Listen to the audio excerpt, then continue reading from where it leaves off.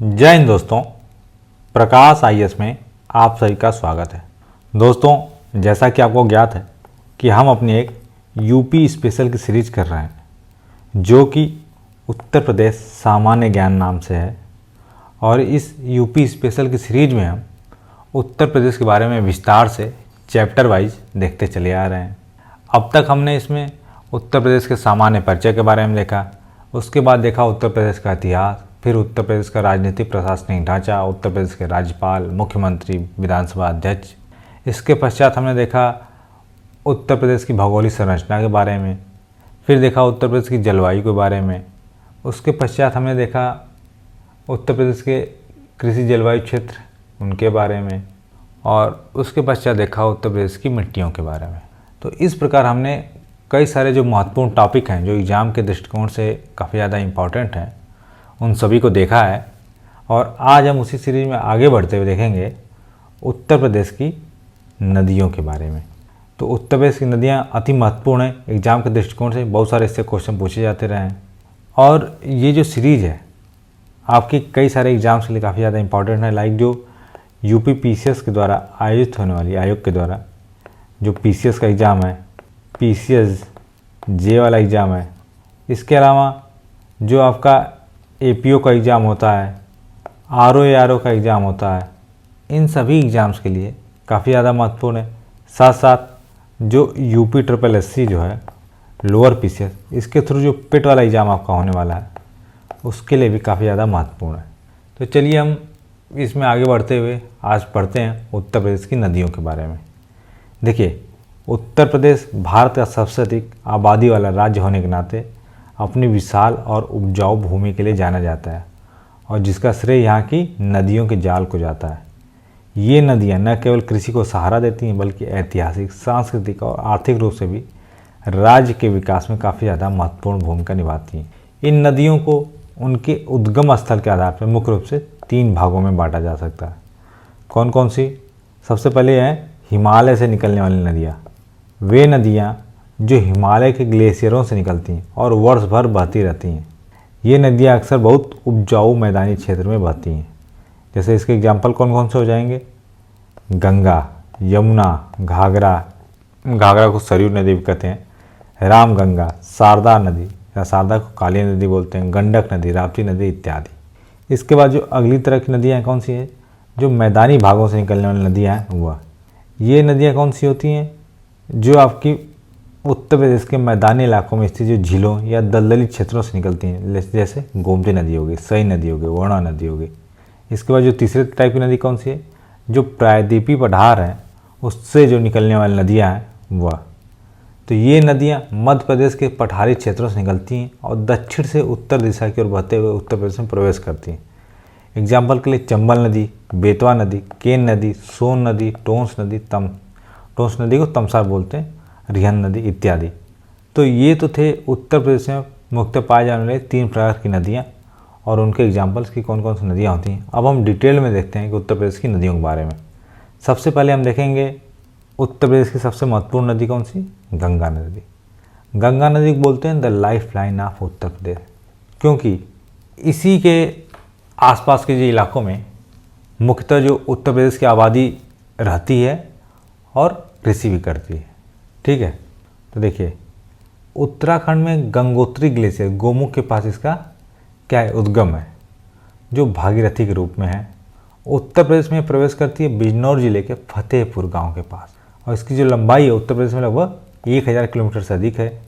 यह उत्तराखंड से बिहार लगभग 2525 किलोमीटर की कुल लंबाई में से एक महत्वपूर्ण हिस्सा जो उत्तर प्रदेश में है। और इसकी मुख्य सहायक नदियाँ उत्तर प्रदेश में कौन सी हैं? रामगंगा, यमुना, गोमती, घाघरा, राप्ती, गंडक, सोन इत्यादि। ये हैं गंगा नदी की प्रमुख सहायक नदियाँ। इसके किनारे कौन कौन से शहर बसे हुए हैं? फर्रुखाबाद, कन्नौज, कानपुर, प्रयागराज पहले इलाहाबाद बोलते थे, वाराणसी, मिर्ज़ापुर, गाजीपुर इत्यादि प्रमुख शहर इसके किनारे बसे हुए हैं। इसके बाद और कुछ महत्वपूर्ण तथ्य देखते हैं। ये भारत की सबसे पवित्र और सबसे बड़ी नदी है गंगा नदी।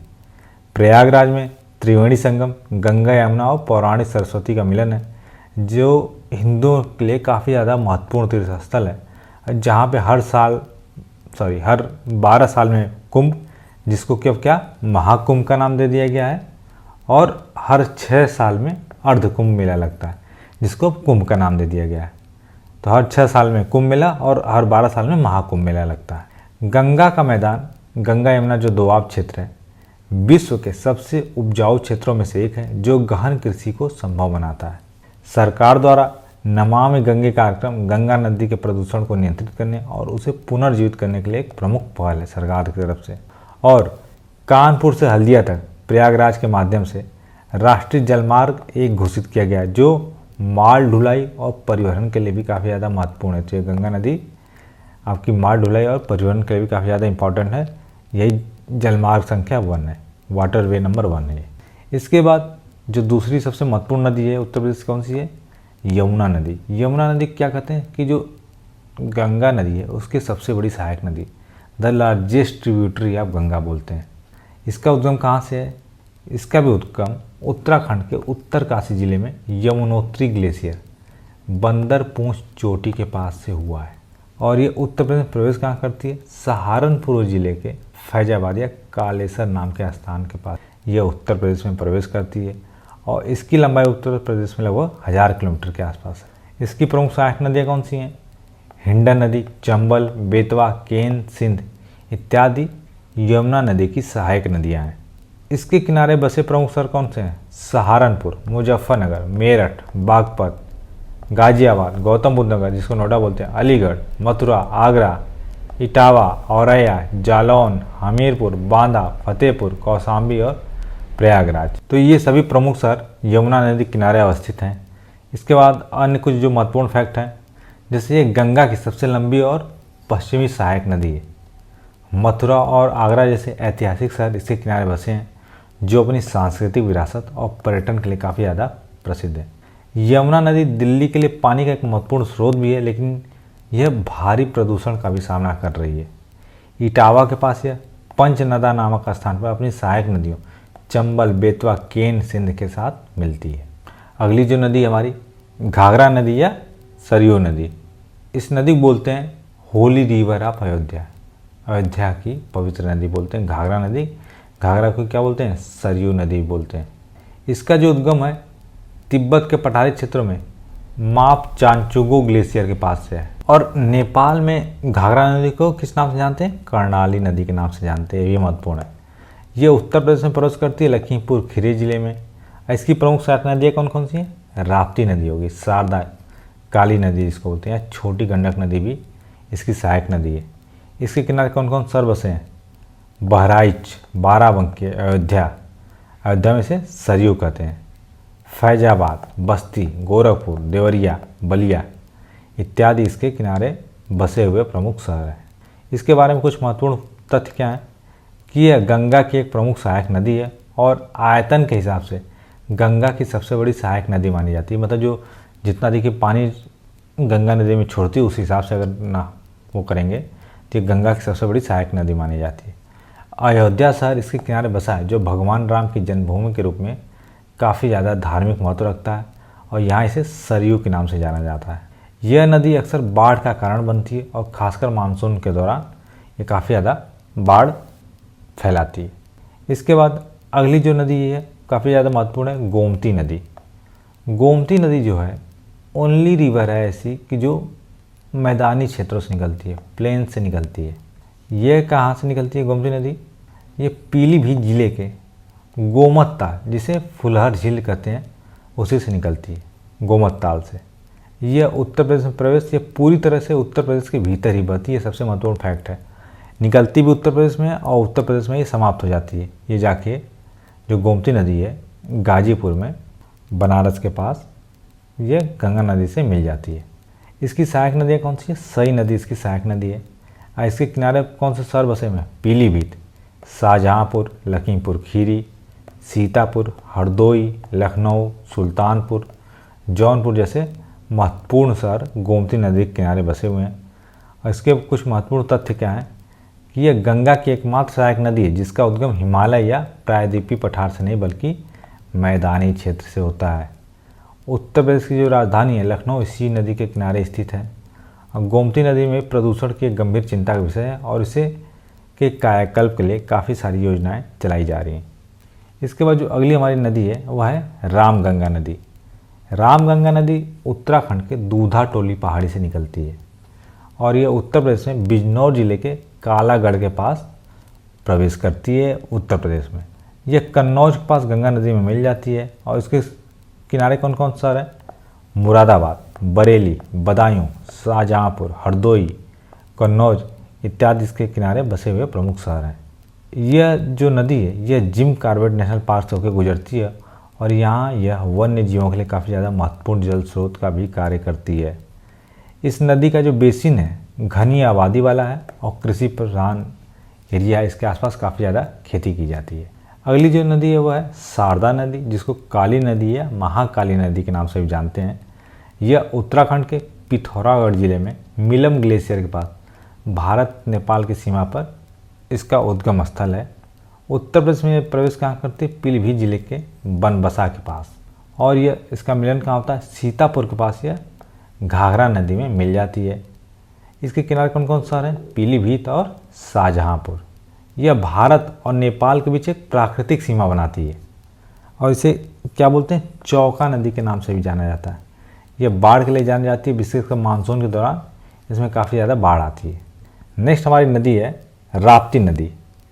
राप्ती नदी नेपाल के रुकुमकोट या लघु हिमालय से निकलती है और उत्तर प्रदेश में यह बहराइच जिले में प्रवेश करती है और देवरिया के पास घाघरा नदी में जाके मिल जाती है।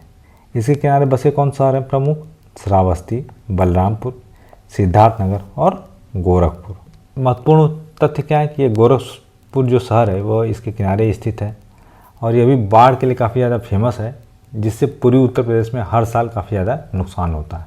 इसके बाद अगली जो नदी है वह है चंबल नदी। चंबल नदी मध्य प्रदेश इंदौर जिले में जाना पाव पहाड़ी विंध्य पर्वतमाला की जो श्रृंखला है उसी पहाड़ी से निकलती है और यह उत्तर प्रदेश में आगरा और इटावा जिलों की सीमा पर प्रवेश करती है और इटावा के पास यमुना नदी में जाके मिल जाती है। इसके किनारे कौन सा शहर है? यह कोई बड़ा शहर नहीं, लेकिन कोटा राजस्थान और मुरैना जो एमपी में इसके किनारे स्थित है और आगरा में जाती है जो बाह है एक छोटा नगर, उसके पास स्थित है। इसके अलावा यह अपनी गहरी घाटियों, खड्डों और बीहड़ों और डाकू समस्या के लिए भी काफ़ी ज़्यादा प्रसिद्ध रही है चंबल नदी। यह भारत की सबसे स्वच्छ नदियों में से एक मानी जाती है, जिसमें घड़ियाल और डॉल्फिन जैसे दुर्लभ जलीय जीव पाए जाते हैं। ये सबसे साफ़ सुथरी इसीलिए क्योंकि काफ़ी बड़े शहरों से होकर गुजरती नहीं है, जिससे क्या कि काफ़ी ज़्यादा साफ़ सुथरी बनी रहती है। और इस पर गांधी सागर, राणा प्रताप सागर और जवाहर सागर जैसे प्रमुख बांध बनाए गए हैं। इसके बाद हमारी अगली नदी है बेतवा नदी। बेतवा नदी भी जो है मध्य प्रदेश के रायसेन जिले में विंध्य पर्वतमाला से निकलती है और यह उत्तर प्रदेश में ललितपुर जिले में प्रवेश करती है और हमीरपुर के पास यमुना नदी में जाके यह मिल जाती है। इसके किनारे कौन कौन शहर है? झांसी, ओरछा का एमपी में और हमीरपुर उत्तर प्रदेश में स्थित है। और इसके बारे में कुछ महत्वपूर्ण तथ्य क्या है? यह बुंदेलखंड क्षेत्र की एक महत्वपूर्ण नदी है जो इस सूखा प्रवण क्षेत्र को सिंचाई प्रदान करती है। इसी नदी पर क्या है? माता टीला बांध, रानी लक्ष्मीबाई परियोजना और राजघाट बांध जैसी महत्वपूर्ण परियोजनाएं भी हैं। और केन बेतवा लिंक परियोजना का उद्देश्य जल अधिशेष जो केन नदी के पानी को जल घाटे वाली बेतवा नदी में स्थानांतरित करना है, जिससे जो बुंदेलखंड क्षेत्र है उसमें पानी की कमी को दूर किया जा सके। तो ये केन बेतवा लिंक जो परियोजना है वह किस लिए है कि जो हमारी ये बेतवा नदी है, इस बेतवा नदी में क्या है कि पानी कम है और जो केन नदी है उसमें पानी ज़्यादा है। तो केन नदी का जो ज़्यादा पानी है उसको बेतवा नदी में पहुंचा दिया जाए, जिससे क्या है कि उसके आसपास जो सूखे की समस्या है वह दूर किया जा सके और बुंदेलखंड वाले एरिया में पानी की कमी को भी दूर किया जा सके। इसके बाद अगली जो नदी है वह केन नदी है। यह मध्य प्रदेश के कटनी जिले में कैमूर रेंज से निकलती है और उत्तर प्रदेश में यह बांदा जिले में प्रवेश करती है। यह बांदा के पास यमुना नदी में जाके मिल भी जाती है और इसके किनारे कौन सा प्रमुख शहर है? पन्ना मध्य प्रदेश में और बांदा उत्तर प्रदेश में स्थित है। इस पर कुछ महत्वपूर्ण तथ्य क्या है? यह पन्ना टाइगर रिजर्व से होकर गुजरती है और अपने सुंदर झरनों और चट्टानी इलाकों के लिए जानी जाती है। केन बेतवा लिंक परियोजना में इसकी काफ़ी ज़्यादा महत्वपूर्ण भूमिका है। अगली जो नदी हमारी सोन नदी। सोन नदी मध्य प्रदेश में अमरकंटक पठार से निकलती है और ये उत्तर प्रदेश में प्रवेश करती है सोनभद्र जिले में। इसका मिलन जो होता है बिहार में पटना के पास गंगा नदी में जाके सोन नदी मिल जाती है और इसके किनारे प्रमुख शहर कौन सा है? रॉबर्ट्सगंज सोनभद्र में स्थित है। यह गंगा की एक बड़ी दक्षिणी सहायक नदी है और रिहंद नदी इसकी प्रमुख सहायक नदी है, जिस पर रिहंद बांध है और गोविंद वल्लभ पंत सागर झील भारत की सबसे बड़ी मानव निर्मित झील भी स्थित है। और ये जो नदी है रेत खनन के लिए काफ़ी ज़्यादा जानी जाती है। इसके बाद अगली जो नदी है वो है हमारी हिंडन नदी। हिंडन नदी का उद्गम कहाँ है? शिवालिक पहाड़ियों के पास से सहारनपुर में हुआ है और ये ग्रेटर नोएडा के पास यमुना में जाके मिल जाती है। ये दिल्ली एनसीआर वाला जो एरिया है उसके लिए काफ़ी ज़्यादा महत्वपूर्ण है, लेकिन ये काफ़ी ज़्यादा प्रदूषण का भी शिकार होती है। इसके बाद जो हमारी नेक्स्ट नदी है सई नदी। सई नदी कहाँ से निकलती है? भिजवान झील से निकलती है हरदोई ज़िले में और ये जौनपुर में गोमती नदी में जाके मिल जाती है और ये गोमती की एक सहायक नदी है सई नदी। इसके बाद अगली नदी है वरुणा नदी। वरुणा नदी क्या है ना कि वाराणसी के पास से निकलती है और वाराणसी में ही गंगा के पास जाके मिल जाती है। और इसका महत्व क्या है कि यह नदी, तो जो वाराणसी है, वाराणसी का नाम क्या है? वरुणा नदी और असी नदी, इन्हीं दोनों नदियों का नाम मिला के क्या हो गया? वाराणसी हो गया। तो ये काफ़ी ज़्यादा महत्वपूर्ण फैक्ट है, इसको भी याद रखिएगा। इसके बाद जो हमारी अगली नदी यह है टोंस नदी, या इसको बोलते हैं तमसा नदी।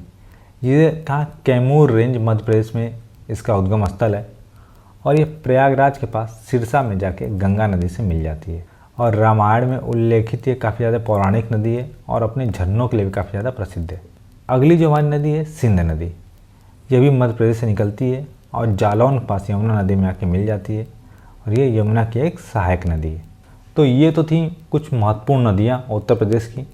अब इसको हम मैप के थ्रू भी देख लेते हैं, जिससे कि हमारा एक रिवीजन हो जाएगा अच्छा सा। देखिए ये है आपका उत्तर प्रदेश। जो सबसे महत्वपूर्ण नदी कौन सी है? गंगा नदी।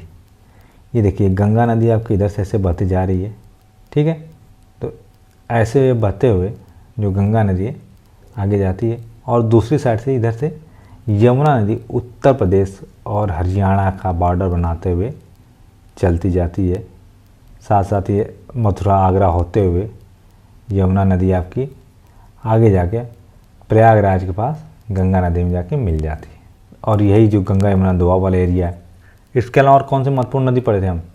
ये थी हमारी रामगंगा नदी, ये गारा नदी है, इधर ये शारदा नदी जिसे काली नदी के नाम से जानते हैं, ये घाघरा नदी जो कि सरयू नदी के नाम से जानते थे, इधर ये राप्ती नदी है और यहाँ पे एक गंडक नदी है। गंडक नदी क्या करती है ना, उत्तर प्रदेश और बिहार का सीमा बनाती है कुछ दूर।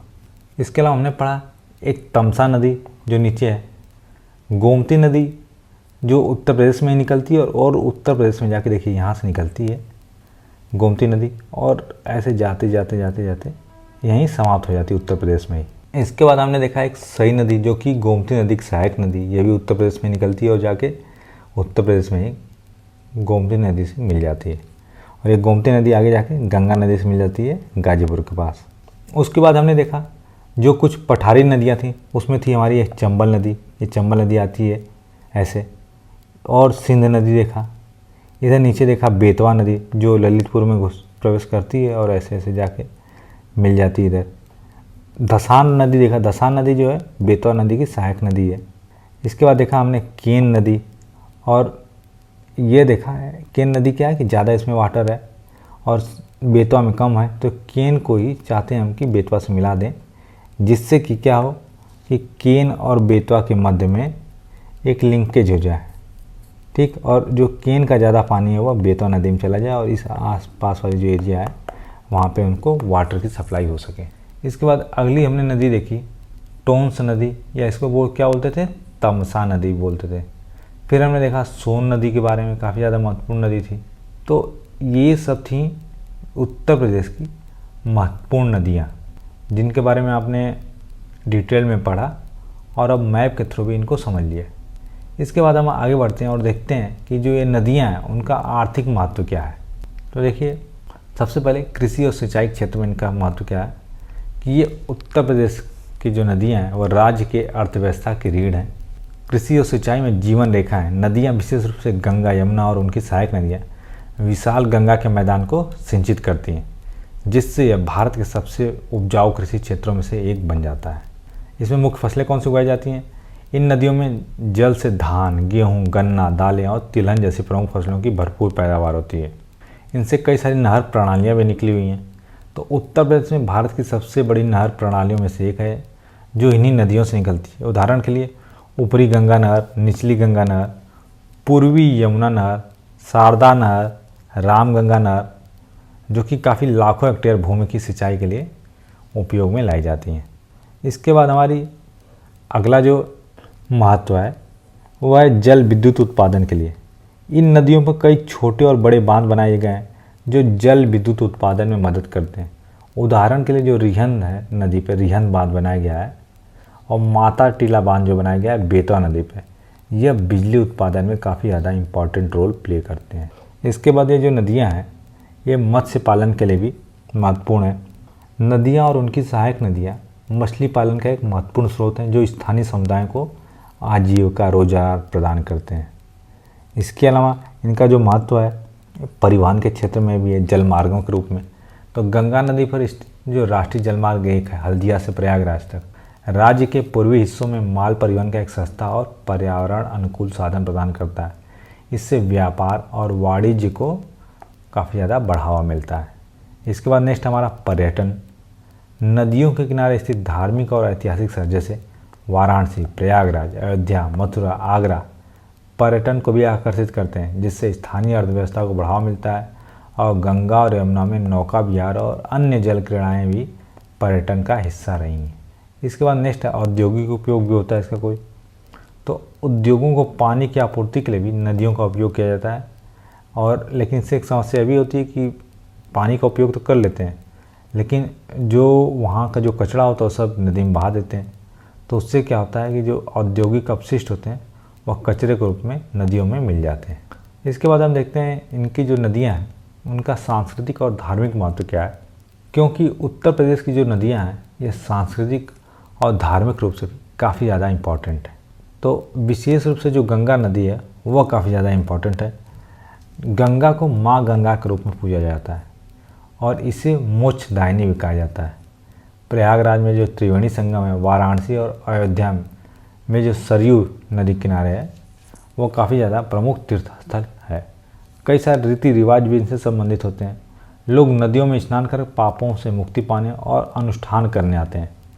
पर्व त्योहारों पर विशेष गंगा आरती और अन्य पूजा अर्चनाएँ की जाती हैं। इसके अलावा इनका जीवन का चक्र भी, तो नदियाँ न केवल जल प्रदान करती हैं बल्कि जीवन और मृत्यु के चक्र से भी जुड़ी हैं। यहाँ अंतिम संस्कार और अस्थि विसर्जन जैसे अनुष्ठान भी किए जाते हैं इन्हीं नदियों पर। तो ये तो था नदियों का सांस्कृतिक और धार्मिक महत्व। इसके बाद हम आगे बढ़ते हुए देखेंगे कि कुछ प्रमुख जो नदी परियोजनाएं हैं और जो पहल हैं उनके बारे में। तो जो उत्तर प्रदेश की सरकार है और जो सेंट्रल गवर्नमेंट है दोनों मिलकर नदियों के संरक्षण और उपयोग के लिए कई सारी परियोजनाएं चला रहे हैं। जैसे सबसे पहला और सबसे महत्वपूर्ण कौन सा है, नमामि गंगे प्रोग्राम। जो नमामि गंगे प्रोग्राम है यह गंगा नदी को स्वच्छ और निर्मल बनाने के लिए भारत सरकार की एक व्यापक पहल है, जिसमें सीवेज उपचार संयंत्रों का निर्माण करना, औद्योगिक प्रदूषण का नियंत्रण करना, रिवर फ्रंटों का विकास करना, जैव विविधता का संरक्षण और जन जागरूकता शामिल है। काफ़ी ज़्यादा महत्वपूर्ण है। इसके अलावा अगली जो परियोजना है ये केन बेतवा लिंक परियोजना है। इस परियोजना का उद्देश्य क्या है कि जो बुंदेलखंड क्षेत्र में जल संकट को दूर करना, और इसके लिए दो नदियों को जोड़ा जा रहा है। इसका उद्देश्य ये है कि जो केन नदी में जो ज़्यादा पानी है उस पानी को जो बेतवा नदी में स्थानांतरित कर दिया जाए। बेतवा नदी में कम पानी होता है। इसके बाद कुछ बहुउद्देशीय परियोजनाएं भी हैं, मल्टीपर्पज़ प्रोजेक्ट्स हैं। जैसे रिहंद परियोजना सोनभद्र में, ये जो रिहंद नदी पर स्थित है और जल विद्युत उत्पादन और सिंचाई के लिए काफ़ी ज़्यादा इंपॉर्टेंट है। एक है माता टीला बांध, ये बेतवा नदी पे है ललितपुर में, और यह उत्तर प्रदेश और मध्य प्रदेश की एक संयुक्त परियोजना है जो सिंचाई और जल विद्युत को प्रदान करती है। इसके बाद जो अगली परियोजना है शारदा सागर परियोजना, ये शारदा नदी पे है पीलीभीत में और सिंचाई के लिए काफ़ी ज़्यादा महत्वपूर्ण है। इसके बाद नेक्स्ट है राजघाट बांध परियोजना, ये बेतवा नदी पे है ललितपुर में। माता टीला की तरह यह भी यूपी और एमपी की एक संयुक्त परियोजना है। इसके अलावा कुछ नदी पुनरुद्धार नीति भी अपनाई गई है। तो उत्तर प्रदेश सरकार नदियों के पुनरुद्धार के लिए एक समन्वित रणनीति अपना रही है, जिसमें नदियों को उनके स्रोत से लेकर संगम तक चिन्हित करना, अतिक्रमण को हटाना, उसके किनारे वृक्षारोपण करना और जो गाद होती है, सिल्ट होती है, उसको निकालना, डिसिल्टेशन करना उनका। ये सभी महत्वपूर्ण ये सब कार्य किए जा रहे हैं। इसके बाद कुछ बाढ़ प्रभावित क्षेत्र भी हैं। जो मानसूनी वर्षा होती है उसके कारण उत्तर प्रदेश के कई हिस्से में बाढ़ आ जाती है, खासकर जो पूर्वी और तराई क्षेत्र है। तो कौन कौन सी नदियाँ होती हैं जो बाढ़ लाती हैं? तो मुख्यतः घाघरा नदी, राप्ती नदी, गंडक नदी, शारदा और गंगा की अन्य सहायक नदियाँ बाढ़ को लेके आती हैं। और इनसे कौन कौन से ज़िले प्रभावित होते हैं? लखीमपुर खीरी, कुशीनगर, शाहजहाँपुर, बाराबंकी, सिद्धार्थनगर, बलिया, गोरखपुर, उन्नाव, देवरिया, हरदोई, अयोध्या, बहराइच, बदायूं, गोंडा, महाराजगंज, सीतापुर, पीलीभीत, श्रावस्ती, बलरामपुर, बस्ती, मुरादाबाद, बरेली, आजमगढ़, आगरा, अलीगढ़, बिजनौर, फर्रुखाबाद, फिरोजाबाद, गाजियाबाद, मथुरा, मेरठ, मुजफ्फरनगर, सहारनपुर और शामली जैसे महत्वपूर्ण ज़िले बाढ़ से काफ़ी ज़्यादा प्रभावित रहते हैं। इसके पश्चात इनका जो कारण क्या है कि नदियों में गाद जमा हो जाती है और जो तटबंध, जो किनारे होते हैं, वह कमज़ोर हो जाते हैं। और जो नेपाल से आने वाली नदियाँ हैं उनका बहाव भी काफ़ी ज़्यादा तेज़ होता है। और जब अत्यधिक वर्षा होती है तब बहाव और ज़्यादा बढ़ जाता है, जिससे क्या होता है, आसपास इन तटबंधों को तोड़ते हुए ये फैल जाती हैं और बाढ़ को लेके आती हैं। अब इन नदियों पे कई सारे जलवायु परिवर्तन के प्रभाव पड़ते हैं, तो उनको देखते हैं। सबसे पहला क्या है? बदलते वर्षा के पैटर्न। अनिश्चित और अत्यधिक वर्षा की घटनाएं बढ़ रही हैं, जिससे बाढ़ और सूखे दोनों की जो आवृत्ति और तीव्रता है बढ़ती चली जा रही है। नेक्स्ट है तापमान में वृद्धि। नदियों के पानी का तापमान बढ़ने से ऑक्सीजन का स्तर कम हो जाता है, जिससे जो जलीय जीवन है वो प्रभावित होता है और प्रदूषण की समस्या और बढ़ जाती है। नेक्स्ट जो जलवायु परिवर्तन का प्रभाव क्या पड़ता है कि ग्लेशियरों का पिघलना होता चला जा रहा है। हिमालय से निकलने वाली नदियाँ जैसे गंगा, यमुना के लिए ग्लेशियर काफ़ी ज़्यादा महत्वपूर्ण जल स्रोत है। ग्लेशियरों के तेज़ी से पिघलने से शुरू में नदियों का प्रभाव बढ़ सकता है, लेकिन लंबी अवधि में जो जल है उसकी उपलब्धता में कमी आ जाती है। इसके बाद है जल स्तर में कमी। अनियमित वर्षा और भूजल के अत्यधिक दोहन के कारण कई नदियों में विशेष रूप से गैर मानसून के महीनों में पानी का प्रवाह कम हो जाता है। तो ये सभी थे जो जलवायु परिवर्तन के प्रभाव। इसके बाद आगे देखते हैं नदियों से जुड़े कुछ पर्यावरणीय मुद्दों के बारे में। तो उत्तर प्रदेश की नदियाँ गंभीर पर्यावरणीय चुनौतियों का सामना कर रही हैं। जैसे सबसे बड़ी समस्या क्या? प्रदूषण की। तो प्रदूषण में शहरी और घरेलू अपशिष्ट। गंगा, यमुना और गोमती जैसी नदियों में शहरों से निकलने वाले अनुपचारित सीवेज एक प्रमुख प्रदूषण कारण हैं।